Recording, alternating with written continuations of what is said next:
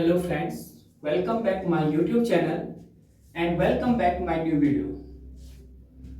So friends, आज हम यहाँ पे आए हैं फिजिक्स का एक नया टॉपिक लेके और आज हम आपको अध्याय नंबर 3 यानी कि जो हमारे पास अध्याय नंबर 3 है विभव, उससे रिलेटेड हमारे पास जो मोस्ट इंपॉर्टेंट टॉपिक है वो मैं आप लोगों को बताऊंगा।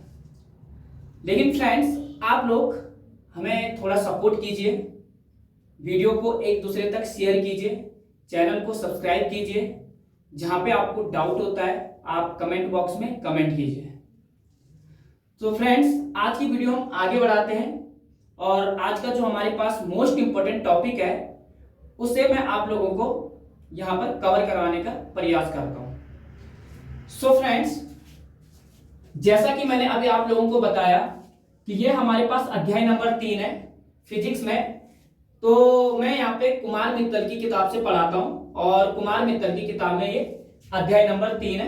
ठीक है, कुछ और जो किताबें हैं उनमें हो सकता है कि ये पहले चैप्टर के अंतर्गत हो सकता है ये दूसरे चैप्टर के अंतर्गत हो, लेकिन कुमार मित्तल की किताब से देखोगे तो वहां पे आपके पास ये अध्याय नंबर 3 मिलेगा।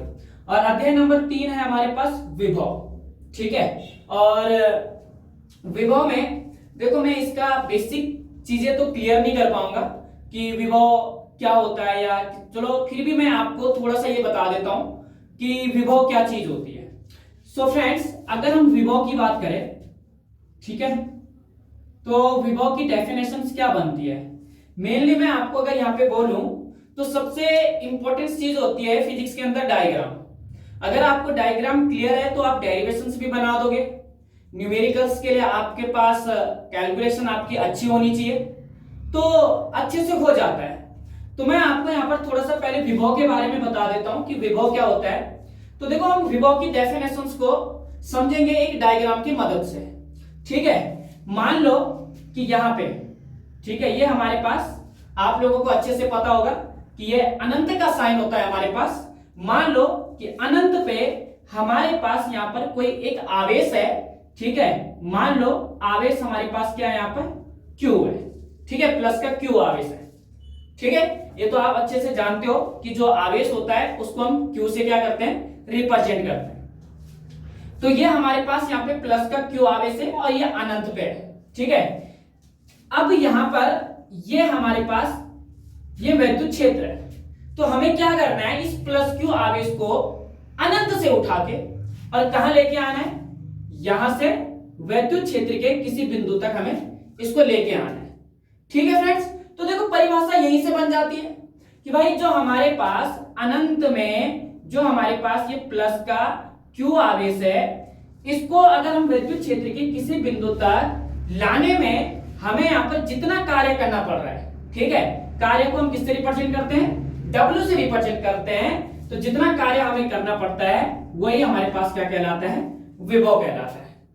ठीक है, तो मैं एक बार और आप लोगों को डेफिनेशंस यहाँ पर विभव की बता देता हूं कि विभव की डेफिनेशंस क्या होती है। कि देखो, ये अनंत का साइन है, अनंत पे हमारे पास प्लस का Q आवेश है और इस प्लस के Q आवेश को हमें विद्युत क्षेत्र के अंदर लेके आना है। और जब हम इस प्लस Q आवेश को विद्युत क्षेत्र के अंदर लेके आएंगे तो हमें कुछ कार्य करना पड़ेगा।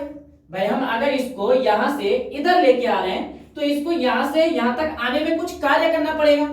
जो कार्य वो कर रहा है उसी को क्या कहा जा रहा है, यहाँ पर विभव कहा जा रहा है। क्लियर? ठीक है, और यहां पर इस बात का भी ध्यान रखना कि विभव को हम V से रिप्रेजेंट करते हैं। तो देखो, मैंने अभी आपको बताया फिजिक्स में आप चाहे छोटी से छोटी डेफिनेशंस बनाओ, चाहे आपको कितनी भी बड़ी डेरिवेशंस वहां पे लिखनी हो, तो मेन वहां पर जो टारगेट होना चाहिए आपका वो डायग्राम को समझने का होना चाहिए। तो आज का जो हमारे पास टॉपिक है, एक्चुअली में मैं उस टॉपिक के बारे में आज बात करूंगा। तो थोड़ा सा आप लोगों को विभव बताना जरूरी था और विभव को हम V से क्या करते हैं, यहाँ पे रिप्रेजेंट करते हैं। ओके फ्रेंड्स, अब इसके बाद यहाँ पे जो इसमें मोस्ट इंपॉर्टेंट हमारे पास क्या है, टॉपिक है, बहुत इंपॉर्टेंट टॉपिक है हमारे पास, दो टॉपिक। ठीक है, अब वो टॉपिक क्या है कि वैद्युत द्विध्रुव के कारण वैद्युत विभव की गणना करनी है हमें। ठीक है, तो अगर आप लोगों ने स्कूल में पढ़ा होगा तो आप लोगों को छोटी छोटी चीजों के बारे में जानकारी होगी। जैसे कि वैद्युत द्विध्रुव क्या होता है, वैद्युत विभव क्या होता है, अक्षीय स्थिति क्या होती है, निरक्षीय स्थिति क्या होती है। ये फंडामेंटल कॉन्सेप्ट, बेसिक चीजें जो होती हैं वो आप लोगों को पता है। सो फ्रेंड्स, मैं इसलिए नहीं बता पाता हूं क्योंकि मैं एक क्रम से या क्रम के अनुसार नहीं पढ़ा पाता। मतलब मुझे जो टॉपिक इंपॉर्टेंस लगता है मैं उस टॉपिक को यहाँ पे आप लोगों को कवर कराने का प्रयास करता हूं। ठीक है, तो जहां पे आप लोगों को प्रॉब्लम होती है आप कमेंट बॉक्स में कमेंट करना और मैं आप लोगों के लिए वहां पर वीडियो उस टॉपिक से रिलेटेड में बना दूंगा। अब हम बात करेंगे अपने जो हमारे पास मोस्ट इंपोर्टेंट टॉपिक है इस चैप्टर के, वो क्या है कि वैद्युत द्विध्रुव के कारण वैद्युत विभव की गणना। तो देखो, वैद्युत द्विध्रुव के कारण वैद्युत विभव की गणना मेनली हम क्या करते हैं, दो स्थितियों में हम क्या करते हैं, इसको ज्ञात करते हैं। नंबर एक होता है हमारे पास अक्षीय स्थिति और नंबर दो होता है हमारे पास निरक्षीय स्थिति। और ये बोर्ड के दृष्टि से बड़े इंपॉर्टेंट क्वेश्चन है दोनों के दोनों। चाहे आप यहाँ पे अक्षीय स्थिति की बात कर ले, चाहे हम यहाँ पे निरक्षीय स्थिति की बात कर ले, तो अगर हमें क्वेश्चंस क्या आता है बनके, क्वेश्चंस बोर्ड में ये आता है आपके पास बनके कि वैद्युत द्विध्रुव के कारण वैद्युत विभव की गणना अक्षीय स्थिति में ज्ञात कीजिए। ठीक है, या वैद्युत द्विध्रुव के कारण वैद्युत विभव की गणना निरक्षीय स्थिति में ज्ञात कीजिए। इस प्रकार से आप लोगों के पास बोर्ड एग्जाम में क्वेश्चंस बन के आता है। ओके, अब मैं तुम्हें एक जानकारी बता देता हूं। हमें यहां पर जो बात करनी है, हमें बात करनी है अक्षीय स्थिति को लेके। आज जो मैं टॉपिक आप लोगों को क्लियर करवाने वाला हूं वो अक्षीय स्थिति ही है। ठीक है, तो कभी कभी क्या होता है फ्रेंड्स कि जो हमारे पास एग्जाम होता है उसमें अक्षीय स्थिति ना पूछकर अनुदैर्घ्य स्थिति पूछ लेता है। ठीक है, मतलब कि अक्षीय स्थिति को ही अनुदैर्घ्य स्थिति के नाम से जाना जाता है। ठीक है, इसी प्रकार से हम निरक्षीय स्थिति की बात करेंगे तो निरक्षीय स्थिति को एक और नाम से जाना जाता है, उसको हम बोलते हैं अनुप्रस्थ स्थिति। अगर इंग्लिश की बात करें तो अक्षीय स्थिति को एंड ऑन पोजीशंस के नाम से जाना जाता है और निरक्षीय स्थिति को ब्रॉड साइड ऑन पोजीशन के नाम से जाना जाता है। क्लियर? तो कभी कभी बोर्ड एग्जाम में क्वेश्चंस क्या आता है कि वैद्युत द्विध्रुव के कारण वैद्युत विभव की गणना अनुदैर्घ्य स्थिति में ज्ञात कीजिए, या वैद्युत द्विध्रुव के कारण वैद्युत विभव की गणना अनुप्रस्थ स्थिति में ज्ञात कीजिए। तो जब आप लोगों को यह पता रहेगा कि अक्षीय स्थिति को ही अनुदैर्घ्य स्थिति बोला जाता है या फिर निरक्षीय स्थिति को ही अनुप्रस्थ स्थिति बोला जाता है, तभी आप उस क्वेश्चंस को आगे वहां पे सॉल्व कर पाओगे।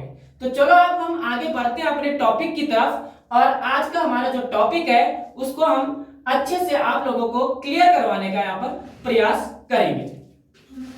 तो मैं यहां से अभी टॉपिक लिखता हूं। टॉपिक क्या है हमारे पास? टॉपिक यह है वैद्युत द्विध्रुव के कारण, वैद्युत द्विध्रुव के कारण अक्षीय स्थिति में, अक्षीय स्थिति में, अक्षीय स्थिति में वैद्युत विभव की गणना, वैद्युत विभव की गणना। ओके फ्रेंड्स, ये हमारे पास टॉपिक है आज का, मोस्ट इंपॉर्टेंट टॉपिक है। ठीक है, कई बार पूछा जाता है कि वैद्युत द्विध्रुव के कारण अक्षीय स्थिति में वैद्युत विभव की गणना कीजिए। तो अब हम इसको स्टार्ट करते हैं। सो फ्रेंड्स, अब हमारा टॉपिक स्टार्ट होता है यहाँ पे। तो सबसे पहले हमें डायग्राम क्लियर करना होता है, उसके बाद हम डेरिवेशंस बनाएंगे और फाइनली हम न्यूमेरिकल यहाँ पर इसका सॉल्व करेंगे और इसका जो गणितीय व्यंजक होता है उसको हम यहाँ पे फाइंड आउट करेंगे। ठीक है, तो मेन आपको फोकस करना है डायग्राम पे। डायग्राम अगर आपको अच्छे से क्लियरली आ गया तो आप डेरिवेशंस भी लिख दोगे। ठीक है, न्यूमेरिकल्स करने के लिए आपकी मैथ्स अच्छी होनी चाहिए, आपकी कैलकुलेशन अच्छी होनी चाहिए, तो आप अच्छे से इस क्वेश्चंस को पूरा सॉल्व कर पाओगे। ठीक है, तो हम यहाँ पर पहले इसका डायग्राम बनाते हैं। वैद्युत द्विध्रुव के कारण अक्षीय स्थिति में अगर हम वैद्युत विभव की गणना करनी है तो पहले हम मेनली यहाँ पर इसका डायग्राम बनाएंगे, ठीक है। तो यहां पे देखो, ये हमारे पास एक वैद्युत द्विध्रुव है, ओके, ये हमारे पास एक वैद्युत द्विध्रुव है। मान लो कि इस वैद्युत द्विध्रुव का नाम यहां पे A है, ये बिंदु A है, और यहां पे हमारे पास क्या है, बिंदु B है। क्लियर। इस बिंदु B पे मैं क्या करता हूं, एक आवेश देता हूं, इसको हम बोलेंगे प्लस क्यू आवेश, और ये बिंदु A है और इसको हम क्या बोलेंगे, माइनस क्यू आवेश। मतलब बिंदु A पे मैं माइनस क्यू आवेश देता हूं, ठीक है। तो बिंदु B पे प्लस क्यू आवेश, बिंदु A पे माइनस क्यू आवेश, ठीक है। अब हम यहां पर क्या करेंगे फ्रेंड्स, कि यहां पर इसका जो सेंटर है, ठीक है, इसका जो मध्य बिंदु है, इसका मध्य बिंदु हम क्या करेंगे, यहां पे O ले लेंगे। ये मध्य बिंदु क्या है, इसका O है, ठीक है। अब हम यहां से क्या करेंगे कि A से O के बीच का डिस्टेंस हम चेक करेंगे।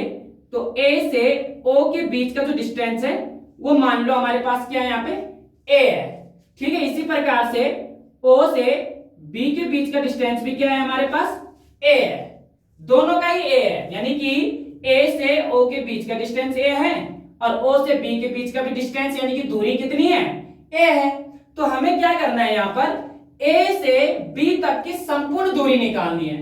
तो यानी कि अगर जो इस वैद्युत द्विध्रुव की बात कर रहा है कि इस वैद्युत द्विध्रुव में संपूर्ण दूरी कितनी है, तो A से B तक इसकी जो संपूर्ण दूरी होगी वो कितनी होगी, हमारे पास 2a होगी। अब ये 2a कैसे होगी मैं आपको बताता हूं। देखो, A से O तक, ठीक है, A से O प्लस करेंगे इसमें O से B तक, तो A से O के बीच का डिस्टेंस कितना है, A से O के बीच का डिस्टेंस A है, A रख दिया, प्लस O से B के बीच का डिस्टेंस भी कितना है, A है, इधर भी हमने A रख दिया। अब A और A को जोड़ेंगे तो कितना बनेगा, 2a बनेगा, और ये किसके बीच का डिस्टेंस आएगा, हमारे पास AB, वैद्युत द्विध्रुव के बीच का क्या आएगा, ये डिस्टेंस आएगा। तो ये आ जाएगा AB बराबर हमारे पास कितना, 2a। क्लियर। मैं आपको एक एक चीज यहां पर अच्छे से क्लियर करते हुए लेके चलूंगा, बस आप वीडियो को पूरा देखें, ठीक है। और वीडियो को जितना हो सके शेयर कीजिए, हमें सपोर्ट कीजिए, ताकि हम और भी अच्छे से मोटिवेट हो सके और वीडियो को बनाते रहे। ओके फ्रेंड्स, तो ये हो गया यहाँ पर इसकी संपूर्ण दूरी कितनी, 2a। अब मैं यहाँ पर इसको थोड़ा सा रफ कर लेता हूं, क्योंकि मैं बता चुका हूं आपको कि ये हमने कैसे निकाला, ठीक है। अब इसके बाद देखो, ये इसका मध्य बिंदु O है, मध्य बिंदु O से मान लो यहां से, ठीक है, मध्य बिंदु O से, और कितनी दूरी, मान लो कि r दूरी पर, ये मध्य बिंदु O है, मध्य बिंदु O से यहां पर हमारे पास r दूरी पर स्थित, यहां से इतना, यहां पे r दूरी पर स्थित एक क्या है, ये बिंदु P है, और इसी बिंदु P पर हमें विभव की क्या करनी है, गणना करनी है अक्षीय स्थिति में, ठीक है। तो यहां पे देखो, ओवरऑल हमारा जो डायग्राम है वो डायग्राम हमारे पास क्या हो चुका है, यहाँ पे कंप्लीट हो चुका है, पूरा बन चुका है।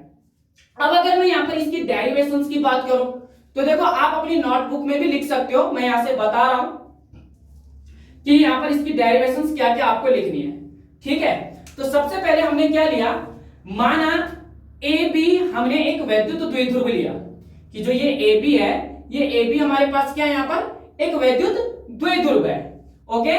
उसके बाद हमने क्या बोला कि बिंदु B पर प्लस क्यू आवेश, बिंदु A पर माइनस क्यू आवेश है, ठीक है। या आप ऐसा बोल दो कि AB हमारे पास एक वैद्युत द्विध्रुव है जो बिंदु B पर प्लस क्यू आवेश और बिंदु A पर माइनस क्यू आवेश से मिलकर बना हुआ है, जिसका मध्य बिंदु O है, ठीक है, मध्य बिंदु इसका O है, और वैद्युत द्विध्रुव की जो संपूर्ण दूरी है वो कितनी है, यहाँ पे 2a है।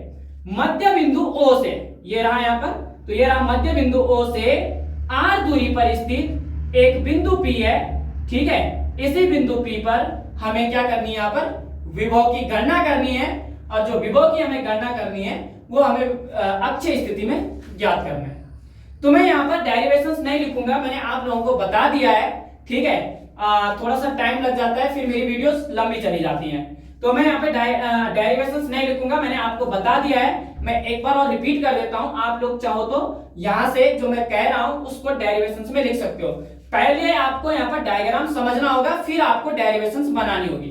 तो माना ए बी हमारे पास एक वैद्युत द्विध्रुव है जो बिंदु बी पर प्लस क्यू आवेश, बिंदु ए पर माइनस क्यू आवेश से मिलकर बना हुआ है, जिसका मध्य बिंदु O है। ठीक है, वैद्युत द्विध्रुव की संपूर्ण दूरी हमारे पास क्या है यहाँ पे 2a है। जो ये वैद्युत द्विध्रुव है यहाँ पर इसकी जो संपूर्ण दूरी है वो क्या है यहाँ पे 2a है। ठीक है, मध्य बिंदु O से r दूरी पर स्थित एक बिंदु P है और इस बिंदु P पर ही हमें विभव की क्या करनी है, गणना करनी है। एक्चुअल में थोड़ा सा हम एक चीज यहाँ पे एक लाइन और हमें यहाँ पर यहाँ पे ऐड करनी है। तो वो लाइन हमारे पास क्या होगी कि देखो जो यहाँ पर हमारे पास ये आवेश है ना, ये दोनों आवेश हमने एक ऐसे माध्यम में रखे हुए हैं जहां का परावैद्युतांक हमारे पास क्या है, K है। ओके फ्रेंड्स, ठीक है, तो आप लोगों को इतना पता होना चाहिए। ठीक है, चलो मैं यहाँ पर लिख देता हूं कि माना ए बी, ठीक है, माना ए बी एक वैद्युत द्विध्रुव है।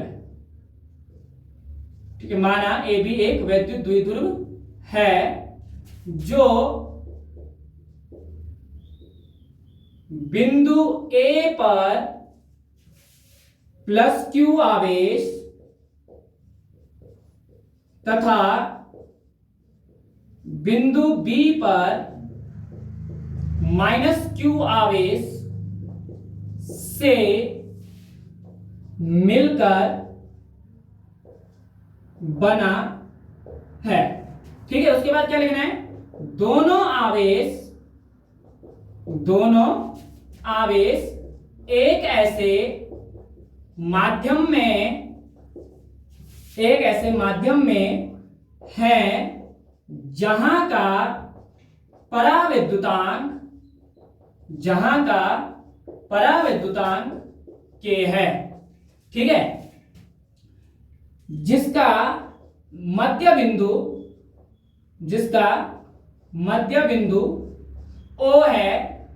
ठीक है, वैद्युत द्विध्रुव की संपूर्ण दूरी, वैद्युत द्विध्रुव की संपूर्ण दूरी, तो वैद्युत द्विध्रुव की जो संपूर्ण दूरी है वो 2a है। ठीक है, 2a है। फिर हम बताएंगे कि मध्य बिंदु O से r दूरी पर स्थित बिंदु P है और बिंदु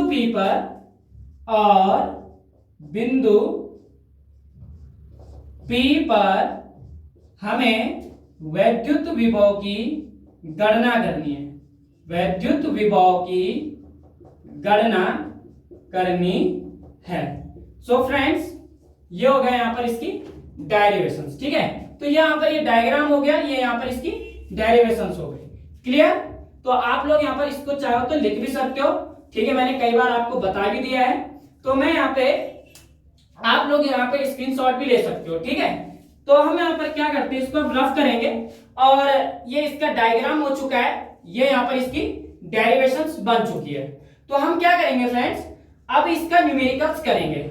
ठीक है, जो हमारे पास इंपॉर्टेंट है। अगर आपने डायग्राम और डेरिवेशंस भी यहाँ पे बना दिया तो आपको यहाँ पर अगर ये 4 नंबर का है तो आपको 2 नंबर आराम से मिल जाएंगे। बस बात यह है कि आपका डायग्राम सटीक होना चाहिए, आपकी डेरिवेशंस भी क्लियर होने चाहिए। ठीक है, तो मैं इसको यहाँ पे हटा देता हूं। ठीक है, आगे देखो, अब हम यहां से क्या करेंगे, इसका न्यूमेरिकल आगे सॉल्व करेंगे।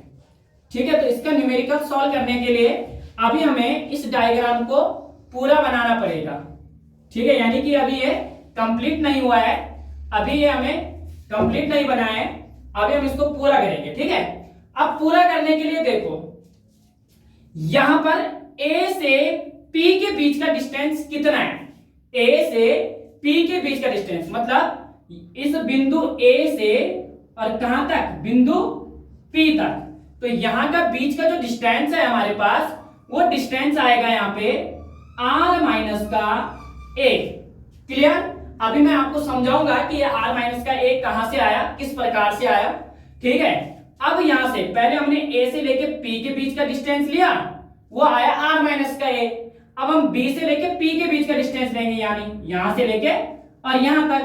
तो B से लेके P के बीच का जो डिस्टेंस है वो R प्लस का A आएगा।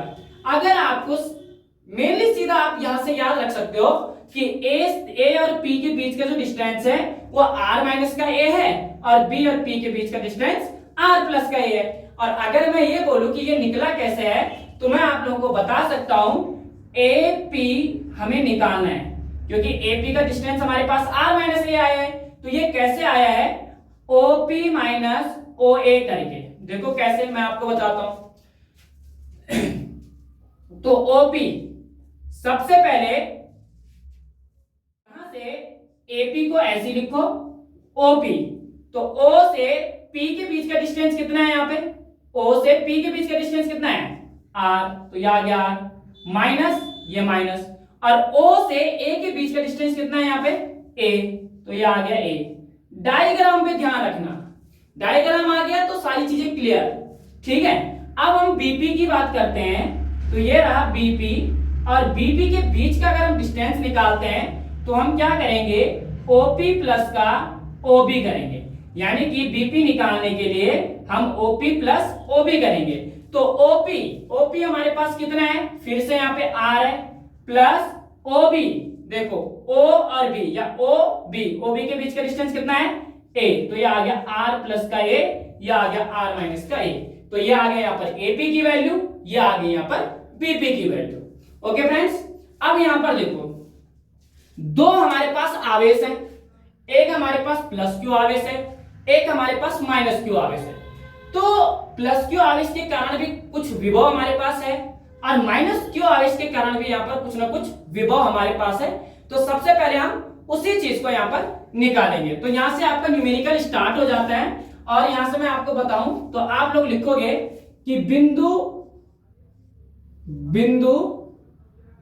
B पर प्लस क्यू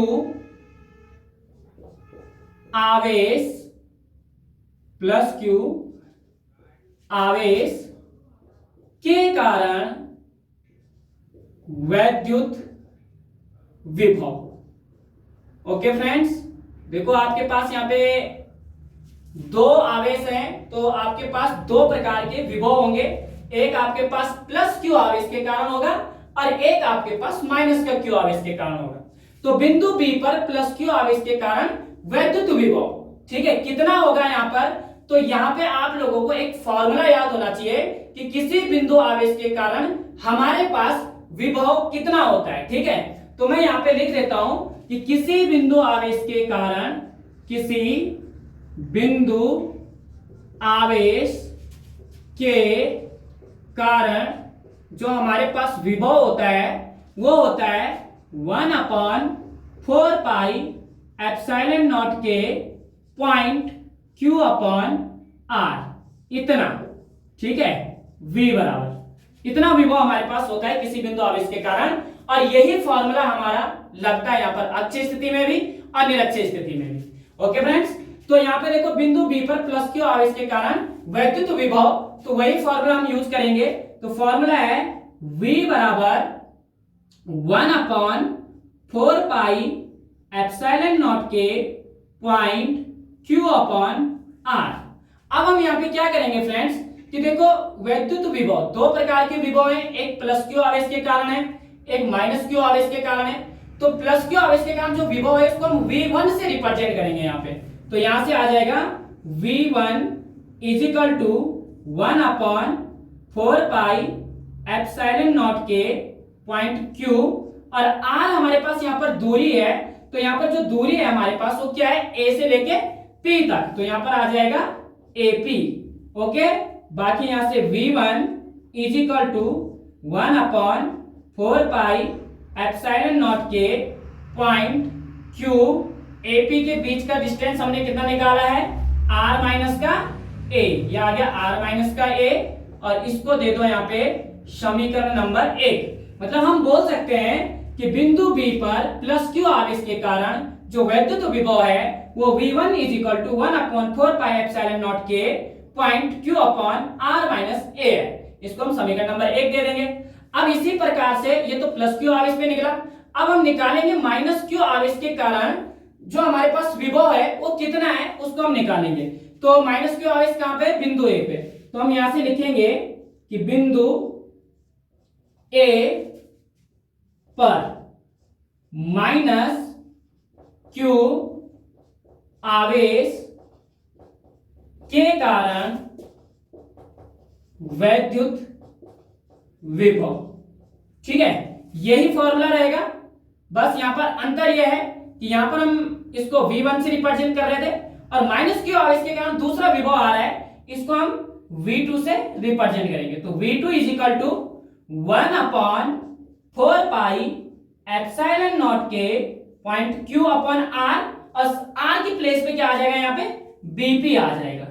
ठीक है, इधर से V2 1/4 पाई एप्सिलॉन नॉट के पॉइंट Q, और BP के प्लेस पे हमारे पास इसकी जो वैल्यू है वो आ जाएगी R प्लस का A, और इसको हम दे देंगे यहां से समीकरण नंबर 2। तो यहां पर हम बोल सकते हैं कि बिंदु A पर माइनस क्यू आवेश के कारण जो वैद्युत विभव है वो V2 इज इक्वल टू, ठीक है, 1/4 पाई एप्सिलॉन नॉट के point Q upon R plus A, और इसको हम दे देंगे समीकरण नंबर 2। ठीक है, अब हम इसको थोड़ा सा आगे बढ़ाते हैं। ठीक है, तो हमने प्लस क्यू आवेश के कारण और माइनस क्यू आवेश के कारण वैद्युत विभव यहां पे निकाल दिया है। अब हम निकालेंगे कुल परिणामी वैद्युत विभव, यानी कि दोनों पे, प्लस क्यू आवेश पे और माइनस क्यू आवेश पे, दोनों पे कुल परिणामी वैद्युत विभव कितना है। ठीक है, तो हम यहां पे लिखेंगे कुल परिणामी वैद्युत विभव, कुल परिणामी वैद्युत विभव। तो कुल परिणामी वैद्युत विभव हम यहां पे निकालेंगे। तो उसको निकालने के लिए आपको यहां पर क्या करना पड़ेगा, कुल परिणामी वैद्युत विभव को हम रिप्रेजेंट करेंगे V से। तो हमें क्या करना पड़ेगा, इस V1 के साथ इस V2 को प्लस करना पड़ेगा। तो V1 प्लस V2, ठीक है, इस प्रकार से आपका एक फॉर्मूला बन जाता है, और आपको कुछ नहीं करना, V1 की वैल्यूज वहां पे पुट कर दो और V2 की भी वैल्यू वहां पे पुट कर दो। ठीक है, तो यहां से ये आ जाएगा V इक्वल, ठीक है, V1 की वैल्यू, तो ये रहा V1 की वैल्यू यहाँ पे। ठीक है, 1/4 पाई एप्सिलॉन नॉट के Q अपॉन R माइनस का A। तो रख दो यहाँ पे 1/4 पाई एप्सिलॉन नॉट के पॉइंट Q अपॉन, और यहाँ पे आ जाएगा आपके पास R माइनस का A। उसके बाद प्लस का साइन है, यहाँ पे आप प्लस लोगे। एक चीज और फ्रेंड्स, यहाँ पे जब हम विभव के अंदर काम करते हैं तो जो यहाँ पे हमारे पास आवेश होते हैं इनको हम यहाँ पे चिन्ह समेत लेते हैं। ठीक है, यहाँ पे ये चिन्ह समेत आएगा, मतलब ये प्लस में था तो वो प्लस में आया, और अगर हम माइनस क्यू आवेश के कारण वैद्युत विभव निकाल दें तो वो माइनस में आएगा। ठीक है, अब यहाँ पे देखो V2 की वैल्यू यहाँ पे पुट कर दो। ठीक है, तो V2 की वैल्यू अगर हम यहाँ पे पुट करते हैं तो ये आएगा 1/4 पाई एप्सिलॉन नॉट के पॉइंट माइनस Q, और यहाँ पे R माइनस का A है, यहां से आ जाएगा R प्लस का A। ठीक है, इस प्रकार से इधर से भी इसको बंद कर दो और इधर से भी। ठीक है फ्रेंड्स, अब आप लोगों को क्या करना है, V इक्वल्स करना है। ठीक है, विभव के बराबर करना है, और यहां पे देखो 1/4 पाई एप्सिलॉन नॉट के और 1/4 पाई एप्सिलॉन नॉट के, इधर से Q और इधर से Q, ये चीजें जो है ये कॉमन निकल जाएंगी बाहर। कैसे, मैं समझाता हूं। देखो यहां पे 1/4 पाई एप्सिलॉन नॉट के और 1/4 पाई एप्सिलॉन नॉट के, ये दोनों, और ये Q और ये Q कॉमन निकल जाएगा। तो कैसे निकालेंगे, Q upon 4 pi epsilon not के। ठीक है, मतलब देखो ये Q और ये जो Q है ये कॉमन निकल चुका है, तो इसकी प्लेस पे कितना बचा है यहाँ पे, 1, क्योंकि ये तो बाहर आ चुका है, तो यहाँ पर भी 1 बचा, और ये भी बाहर आ चुका है, ये भी बाहर आ चुका है, तो यहाँ पे भी 1 बचा। ठीक है, अब जो बच गया है उसको हम लिख देंगे अंदर ब्रैकेट के, तो 1 अपॉन यहां से R माइनस का A प्लस यहां पर माइनस का Q है, तो इसको हम एज इट इज रखेंगे, लेकिन ये माइनस का नहीं क्योंकि क्यू बाहर निकल चुका है, तो यहां पर है माइनस का 1 और बटे में आ जाएगा आर प्लस का ए और ये ब्रैकेट क्लोज। ठीक है, आगे इसको सॉल्व करेंगे तो v बराबर q upon 4 pi epsilon not के 1 अपॉन आर माइनस का ए, ये प्लस है, इस वाले माइनस से इंटू करेगा तो प्लस माइनस का माइनस 1 अपॉन आर प्लस का ए और ब्रैकेट क्लोज कर देंगे यहां पे। उसके बाद v is equal to Q upon 4 pi epsilon not के, यहां से इस 1 की इंटू आर प्लस ए में कर दो, यहां से ये 1 की इंटू जो है ये आर प्लस ए में कर दो, तो ये आ जाएगा यहां से आर प्लस का ए, इसकी इंटू यहां बीच में माइनस तो माइनस आर माइनस ए की इंटू 1 में, तो वापस आएगा आर माइनस का ए। ठीक है, अपॉन में इन दोनों का एलसीएम ले लेंगे तो इसके और इसकी मल्टीप्लिकेशन हो जाएगी, तो ये आएगा आर माइनस का ए इंटू आर प्लस का ए और ब्रैकेट कर देंगे यहां पे बंद। v बराबर q upon 4 pi epsilon not के, उसके बाद देखो फ्रेंड्स r प्लस a को ऐसे रख देते हैं, ब्रैकेट से हटा दो इसको, माइनस ये यहाँ पे प्लस में है क्योंकि ब्रैकेट्स लगा है तो माइनस अंदर मल्टीप्लिकेशन करेगा r से भी और a से भी, तो माइनस प्लस का माइनस, माइनस का r, माइनस माइनस का प्लस, प्लस का a, अपॉन में यहां पे आएगा कितना, देखो इसको हम एज इट इज लिख देते हैं r माइनस का a इंटू में r प्लस का a ब्रैकेट क्लोज। अब यहां से देखें तो देखो ये प्लस का r है, ये माइनस का r है, तो इस r से ये r क्या हो रहा है, यहाँ पे कैंसिल हो रहा है, तो हमारे पास क्या बच रहा है, v बराबर q upon 4 pi epsilon not के, और यहां से देखो a और a, प्लस का a और प्लस का a, तो बनेगा प्लस का 2a और नीचे यहाँ पे r माइनस ए और r प्लस ए, तो यहाँ पे हो जाएगा r स्क्वायर माइनस का a स्क्वायर। ये ऐसे कैसे हो गया, देखो हमारे पास एक समीकरण होती है a प्लस का b, a माइनस का b इक्वल्स टू होता है a स्क्वायर माइनस का b स्क्वायर, तो हमने क्या किया, इसको उसी की फॉर्म में यहाँ पे लिख दिया। समझ में आया?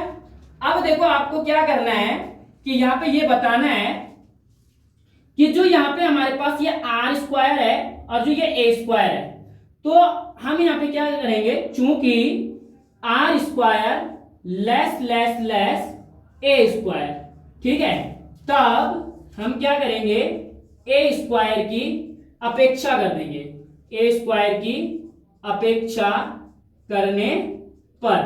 अब अपेक्षा करने का मतलब क्या है, अपेक्षा करने का मतलब ये है कि जो ये आर स्क्वायर है ना, ये ए स्क्वायर की तुलना में बहुत बड़ा है, ठीक है, इसलिए हम ए स्क्वायर को यहीं पर क्या कर देंगे, छोड़ देंगे। ठीक है, तो जब हम इसको यहाँ पे छोड़ देंगे तो हमारे पास क्या आएगा, हमारे पास इक्वेशंस बनेगी v बराबर q अपॉन, ठीक है, 4 पाई एप्सिलॉन नॉट के, और यहां से 2a और अपॉन में आ जाएगा यहां से आर स्क्वायर, इतना हमारे पास बनेगा। समझ में आ रही ना बात? ठीक है, क्योंकि यहां से जो ये आर स्क्वायर है ये ए स्क्वायर की तुलना में क्या है, बहुत छोटा है, इसलिए हम इसकी अपेक्षा कर देंगे, मींस इसको छोड़ देंगे। ठीक है, अब हम यहां से क्या करेंगे, v बराबर q अपॉन, ये जो q है इस q की मल्टीप्लिकेशन 2a में कर दो, ये इसको हम बोल देंगे, इसको हमने अरेंज कर दिया है, तो ये बनेगा 2। ठीक है, अगर हम इसको यहां लेके चले गए तो यहां पर बचेगा 1 अपॉन 4 पाई एप्सिलॉन नॉट के पॉइंट, और यहां से 2a ऐसे रहेगा, बस इस q को यहां ले आओ। ठीक है, तो 2qa अपॉन में आ जाएगा यहां से r स्क्वायर। अब यहां पे क्या होता है कि जो ये 2qa है, 2qa ये होता है हमारे पास वैद्युत द्विध्रुव आघूर्ण, और वैद्युत द्विध्रुव आघूर्ण को हम रिप्रेजेंट करते हैं p से, तो p बराबर होता है 2qa, तो इस 2qa की प्लेस पे हम कितना रख देंगे, यहाँ p रख देंगे, तो ये आ जाएगा v बराबर 1 अपॉन 4 पाई एप्सिलॉन नॉट के पॉइंट 2qa, यहाँ पे हम रख देंगे p और अपॉन में आ जाएगा r स्क्वायर। और यही हमारे पास निकल चुका है कि वैद्युत द्विध्रुव के कारण जो हमारे पास अच्छी स्थिति होती है वहां पर जो विभव होता है वो कितना होता है, v बराबर 1 अपॉन 4 पाई एप्सिलॉन नॉट के point p upon r square. ठीक है, तो यही आप लोगों को यहाँ पर निकालना था। बस अगर आपको ये पूछा जाए कि वायु और निर्वात में यहाँ पर कितना होता है, तो वायु और निर्वात में k की जो वैल्यू होती है वो कितनी हो जाती है, 1 हो जाती है। तो आप लोग यहाँ पे लिख सकते हो वायु या निर्वात में, ठीक है, वायु या निर्वात में जो k होता है, k की वैल्यू 1 हो जाती है, तो ये हो जाता है v बराबर 1/4 पाई एप्सिलॉन, ठीक है। k की यानी k को हम यहाँ पे रखेंगे तो यहाँ पे 1 रखेंगे, क्योंकि वायु और निर्वात के लिए निकाल रहे हैं, तो k की वैल्यू 1 हो जाएगी। इसकी मल्टीप्लिकेशन करेंगे तो वापस 4 पाई एप्सिलॉन नॉट आएगा, पॉइंट p/r²। और ये हमारे पास वायु और निर्वात के लिए अक्षीय स्थिति में वैद्युत विभव निकल जाएगा। उम्मीद करता हूं दोस्तों कि आप लोगों को वीडियो पसंद आई होगी। आप लोग चैनल को सब्सक्राइब कीजिए, ज्यादा से ज्यादा वीडियो को शेयर कीजिए और हमें सपोर्ट कीजिए। मिलते हैं आप लोगों से एक नई वीडियो के साथ नेक्स्ट टाइम।